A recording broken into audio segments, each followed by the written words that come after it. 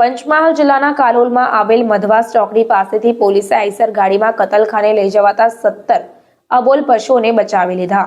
જેમાં કાલોલ પોલીસને બાતમી મળી હતી કે એક આઈસર ગાડીમાં ક્રૂરતાપૂર્વક ભેંસોને બાંધી ગોધરાથી સુરત કતલખાને લઈ જવામાં આવે છે।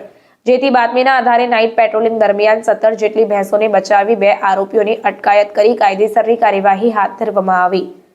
પંચમહાલ જિલ્લા પોલીસ અધિક્ષક હિમાંશુ સોલંકીએ પશુધારા હેઠળના ગુનાઓ બનતા અટકાવવા માટે જરૂરી સૂચનાઓ નાયબ પોલીસ અધિક્ષક વિજય રાઠોડને આપી હતી।